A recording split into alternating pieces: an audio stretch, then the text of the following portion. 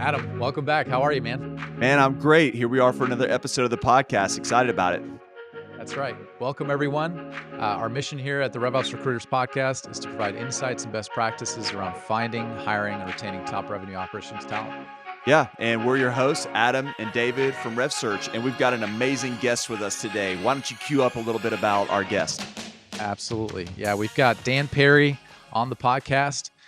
This is a special one for us. We've worked with Dan Perry, have a lot of respect for Dan Perry, brings tons of experience, large companies, small companies, startups, PE backed. He's got a lot of consulting background, SBI for those that know SBI. And he is now helping companies grow. And that's the bottom line. Dan helps companies grow through sales effectiveness. And he's currently the director of sales and commercial excellence at a PE firm called Parthenon. Dan, I'm going to hand it over to you. Give us a little bit more color on your background. Great to have you, man. Hey, thanks, Adam. Thanks, David. Pleasure to be here. Thanks for having me. A little more color in my background for your audience. Been in sales and marketing really for now 33 years, 34 years, but who's counting? But the most important thing is I've been in PE private equity for nearly 6 years. And been doing the commercial excellence, sales excellence, value creation, resource team. There's all kinds of names for them, right? I've been doing that for it's almost 6 years now. What a background, and we're so excited. We've had the pleasure of working with you in different placements in the past, but we're so excited to have you here on the podcast today. So, David, let's kind of kick it off. Obviously, we want to talk around revenue operations, but revenue operations just plays such a crucial role with other roles within the go-to-market function. And so let's start with that first question that we've got. Why don't you cue it up for us? So when we're thinking about, PE-backed companies and specifically go-to-market leaders, what does success for a go-to-market leader in a PE-backed company look like? Give us some color around that. So it's different than a mom and pop or a privately owned company or even a stock traded or public company. And what I mean by that is private equity, obviously, as you guys know, and I'm going to repeat the obvious, buys companies and sells companies to make money, right, for their investors, right. Yeah. Period. So a head of sales, CRO, VP of sales, whatever the title is, their job is really to create valuation for the company. And companies, depending on the industry, get traded on typically EBITDA, sometimes revenue, but mostly EBITDA dollars. So what you're doing there, or what the private equity company wants, is to increase the valuation of the company. They necessarily don't want to increase the revenue, although it kind of goes hand in hand. But they really want to increase EBITDA dollars, which transcends into what? The valuation of the company, more money they make when they sell the company, more money returned to the investors, and everybody goes home happy. That's really the goal. And the goal that every go-to-market leader must know is that the average in PE is 2 to 2.5 times their money. Some people call it money over money. Some people call it cash over cash, whatever that is, 2.5 times what they want to make. Now, really good companies average on a fund 4.5x. And they can sell individual companies. I've seen as high as 39 times X. But 2.5 is kind of the goal for everybody, right? So when you're a go-to-market leader, you have to think like that. You can't just think like a sales manager or a VP of sales that you might have had experience with in a public company or per se, let's say, a privately owned company. Absolutely. And knowing that distinction is critical for folks that are either going into or looking at joining in a relationship with a company that's PE backed. We talk with folks from PE all the time, and it's just the distinctions are so different. So when it comes to the success of these leaders, particularly I'm thinking about go-to-market leaders, so marketing leaders, sales leaders, customer success, when it comes to the success of those, we know we've experienced how important that partnership is with a RevOps leader, having someone there on the revenue operations side to really be the right-hand person to those. My question is why? Why is that so critical in a PE-backed company in this environment? Yeah. So RevOps is important in any company. I'm not going to ever say it's not. But in a PE-backed company, super important. Here's why. A private equity investor typically manages 4, 5, 6, 7, 8 companies all at one time. Yeah. Now, sometimes you have operating partners, sometimes the investors kind of doing both the role of investing and operating partner. And there's that kind of mix. The investor or operating partner only gets a short window to really spend time with the company. So they're looking at metrics to see how the company's performing. For example, they're looking at for a SaaS-based company, the rule of 40. They're looking at the LTV to CAC ratio. They're looking at the magic number for SaaS-based companies. They're looking at pipeline, accurate pipeline, revenue, organic growth, obviously, right? I can go on and on all these metrics that are looking at, but that's really important. Here's the key. A head of sales typically sucks at getting KPIs and the right ones and accurate KPIs. So the RevOps Yeah. person has to be there to do a couple different things. Make sure the data is clean. There's dirty data everywhere, and that is super important. And I battle that every single day, dirty data. Secondly, to measure the right KPIs, the lagging, leading, and behavioral indicators, right? And to really roll those up into a consensus placement for reporting purposes. Sometimes it's a monthly operating review with the investor. Sometimes it's only a board review. So those board meetings are super critical because an investor might have only 4 times a year to really think about the company and try to influence the company and be comfortable what he's seeing. And the RevOps person should prepare all those documents with all the other stuff the guy's got to do or person's got to do, like compensation, quota, territory alignment, the change in the go-to-market structure and how the trickle effect on that. So the go-to-market leader is strategy. The RevOps person is tactics. And that's really important. When I'm listening to you, I'm thinking about some of the engagements we've done and positioned RevOps leaders in these exact scenarios that you're talking about. And a lot of it has to do with there's such a little window to success, right? When you're it's so important to get somebody positioned faster, sooner than later, because you need to establish that foundation to be able to track those metrics, right? So in my mind, it's RevOps leader needs to be there, needs to be touching all those processes, all those systems, because a lot of times it's a mess. A lot of times you come in and you're like, we don't know how to track. We can't even deliver the data in the right way. So So David, super David, Adam, critical. I want to also make a point here. It's not just a Salesforce administrator or CRM Yes. Yes. administrator, right? Right. Amen. This is and I say tactics, but it's more of a strategic position that tactically could reprogram Salesforce at some point in time. But the point of this person is to really think around the corner and say, what is my marketing team going to need for metrics purposes? Because I got to report that back to the board. When the first thing that happens when we buy a new platform, and a platform, guys, just FYI, a platform is kind of a foundation in an industry that a private equity company can build off of. So Right. we bought a platform, for example, in the payment place, so our Parthenon Capital did. And so we bought this platform. Now we're going to look for adjacent companies to add on to the platform, but we need that platform and the adjacent companies that we buy to grow organically. That's where the valuation really comes in. First thing I do is when I go in, I look at what's their go-to-market structure, how are they positioned to actually grow organically, and do they have a RevOps leader? Because if they don't have a RevOps leader, the time it takes for all the heavy data needed by the PE company will consume either the head of sales or the CFO. And I love that you say this role they need the tactical strength, the ability to do it, but they're so much more than just somebody that can hop in the CRM and do a little bit of work inside of there. They really are this well-rounded, very strong generalist that's able to bring both strategy, tactics, and be the right-hand person to these other go-to-market leaders. And we've seen that happen time and time again. We've actually talked to companies that they said, we need a Salesforce administrator. And we say, do you understand that you could get so much more? And then they come back later and they're just blown away by the value that person's able to bring when they Well, elevate it just a little bit. Adam, CRM is garbage in, garbage out, right? So Right.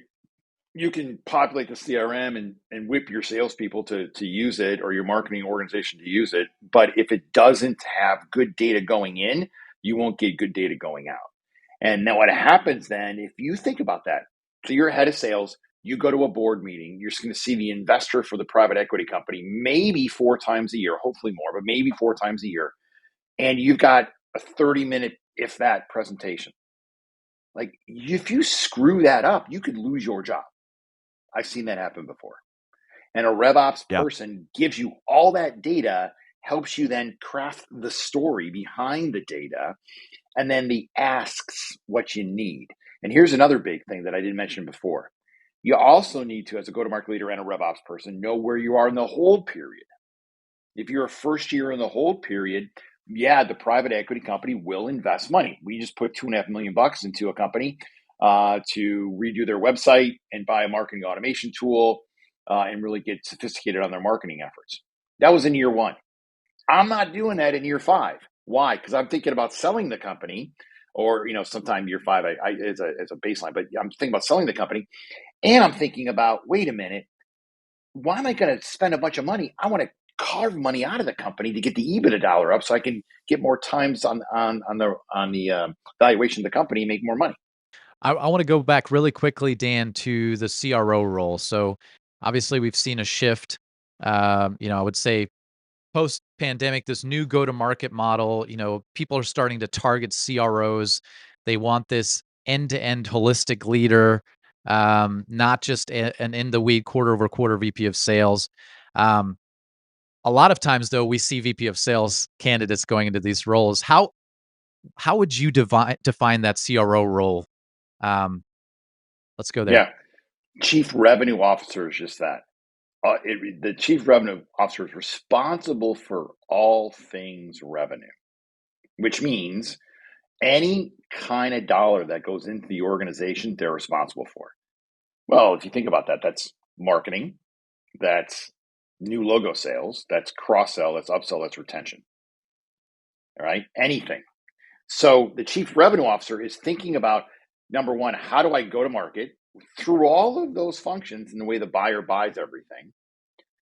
Secondly, how do those functions talk to one another so the customer sees a seamless effort? I mean, Gartner tells us, make it easy to buy. People make it easy to buy, more successful, right?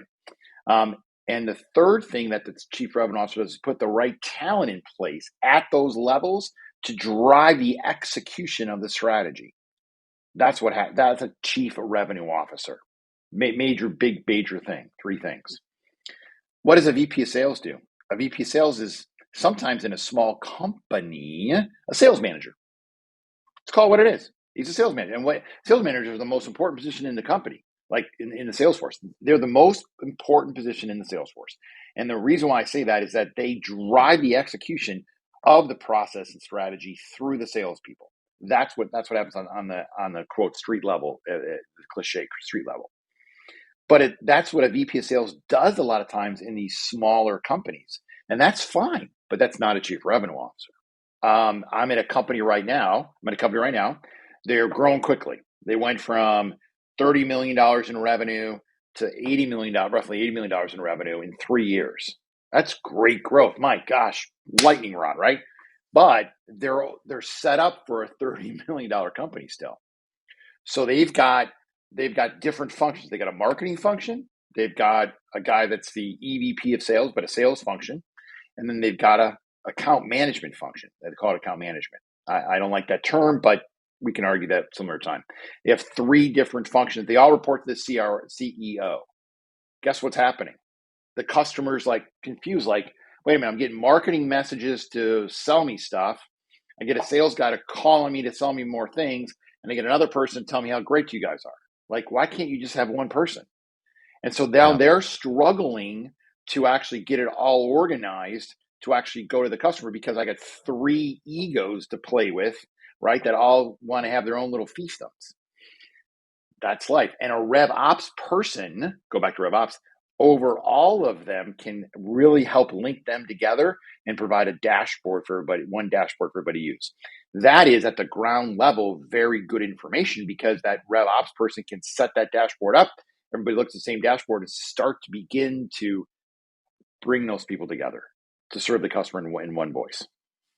Yeah, it makes so much sense. I love this model that we're starting to see emerge in some of the companies where even if we throw out the title, but I'm going to use the CRO title, someone who's operating as a true CRO, they're not just over the sales team, but so they make sure that they have a head of marketing operating underneath them that's bringing them information from marketing, helping them execute, but they're driving strategy there. But they're connecting it to someone who's over sales, a head of sales, making sure there's alignment between those two, a head of customer success, and then they have their right hand revenue operations person that's feeding all the data, tying all the systems, bringing everything and wrapping it together. So often what we find when we start talking to some of these folks, they're CROs, but then you realize, oh no, there's a CMO over here on the side that's running marketing, and there's a chief customer success officer over here that's doing this. I really Mhm. just have sales underneath me.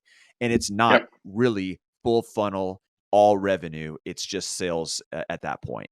And there's such a distinction in how some companies are truly using this role and others aren't. So, by the way, Adam and David, I can flesh it out in a heartbeat in an interview. So, their resume in an interview might say Chief Revenue Officer, and I start asking questions, and within 3 minutes, I know exactly they're really not. They just got the title, right? Yeah. For whatever reason. Yeah. I'm just curious, what are one or two of those key indicators from a question standpoint that you ask them? Do you go into other parts of the funnel, or where do you dive in? The first couple of questions are typically around how do you retain customers? Tell me about your business review process. There you go. And if you're just selling new logos, you are just kind of like guessing at it. Tell me about your account-based marketing program and how effective that is, and your leads to revenue. What's your percentage of lead to revenue?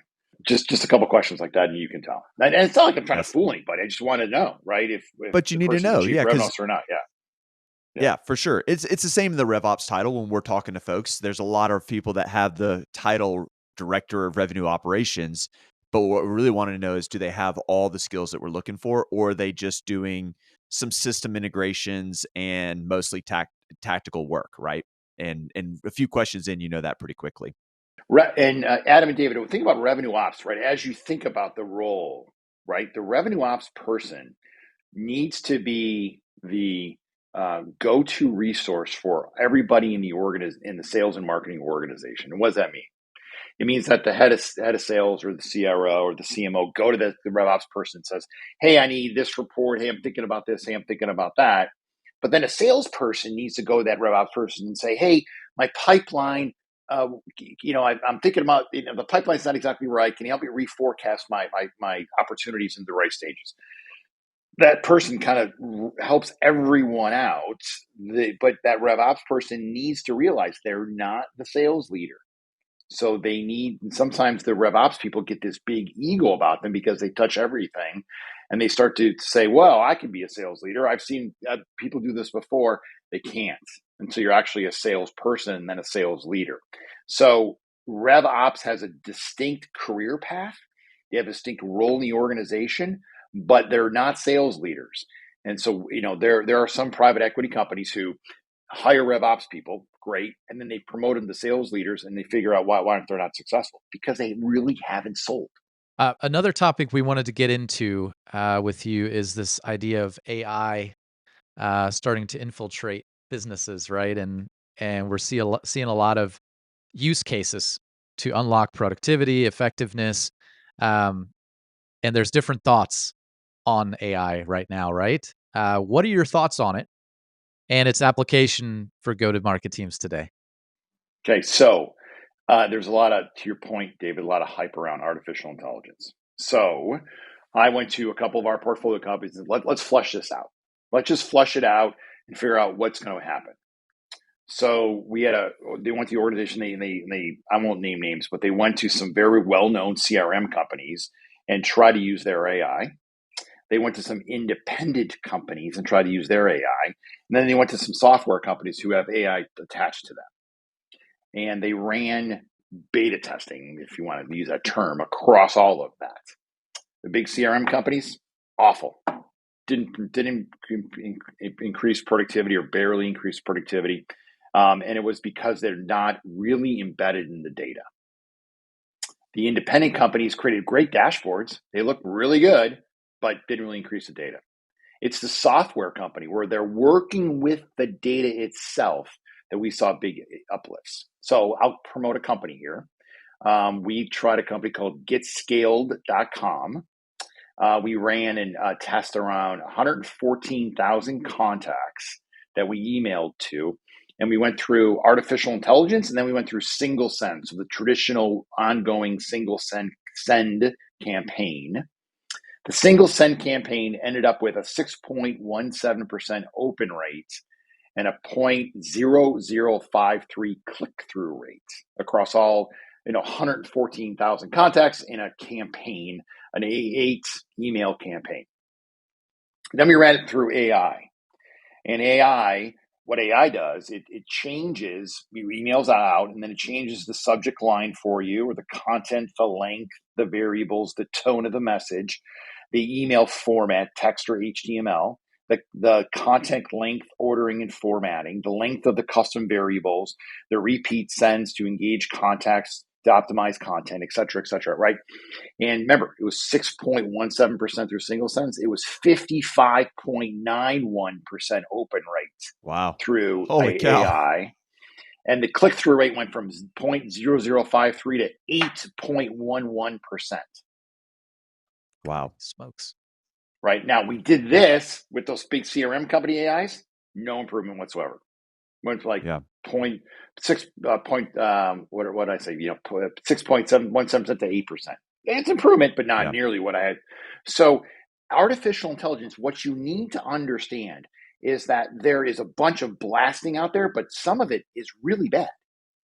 And so you have to get AI that works with your data directly and then enhances that data directly through, I just mentioned marketing campaigns in this case, could be other things. And then you have to then edit it. Autonomous AI works well in like a customer service organization when I'm responding to frequently asked questions, but that's it. Generative AI is really what we have to use, and you have to edit that constantly. Yeah, and it sounds like, if I'm thinking about how you're describing this, there's two sides of this. The first side is some companies are like, I don't want to touch it at all. And from that standpoint, we can't ignore AI. We can't pretend like it's not there because it is coming. It does have use cases. But on the other side of it is that whatever solution you're looking to use, you've got to test it. You've got to verify it. You've got to work with it. You may have to even try some other solution, right? You guys went through the process of trying 3 different types of solutions for that to figure out what works for you. So just because you have access to an AI does not mean that it's going to guarantee better success or better results. So you've got to do both. You can't ignore it, but you've also got to trust it or you've got to verify it and not just trust that the first thing you pick is going to work. Adam and David, it's like anything else. You have to shop for the right vendor for you. You can't just say it's AI. Is it ChatGPT? That's one customer, one vendor, ChatGPT. GetScaled, like I mentioned, is another vendor. This big CRM is another vendor, right? You've got to look for the right vendor for artificial intelligence for you. But when you choose the right one, it can give you really dramatic improvements. And another case for RevOps, right? I mean, RevOps leaders so close to all the technology, evaluating things, and also keeping their eye out for potential use cases, right? Ways to unlock that productivity through. This company that I just rattled off those stats for, I told the CMO, guess what the CMO did? Told the RevOps guy, go do it. The RevOps guy called me, what do I need to do? Right. So it was the RevOps guy who did the work, not really the CMO. Yeah. I could care less, and I helped the RevOps person. But the point being is that the RevOps person, that CMO couldn't get that done without that person. So good. Well, this has been an incredible conversation with you, Dan. I really appreciate you being on with us. For folks out there, if you're looking for a great connection, a great resource in PE, go look at Dan Perry's profile on LinkedIn. Dan, thanks so much for being here. Yeah, for sure. Thanks, guys, Enjoyed for having having you, me. man. Absolutely. Talk to you soon. All right. Take care, guys. Thanks for listening to this week's episode of the RevOps Recruiters podcast. If you found the information in this episode helpful, please consider subscribing. You can do that on YouTube, Spotify, Apple, or wherever you get your podcasts. Also, if you have comments or suggestions for future podcasts, we'd love to hear them. Please put those in the comments section on YouTube. Finally, if you're looking to hire your first or next RevOps leader, we'd love to help. You can connect with us through our website at www.revopsrecruiters.com. www.revsearch.io. Thanks again for listening.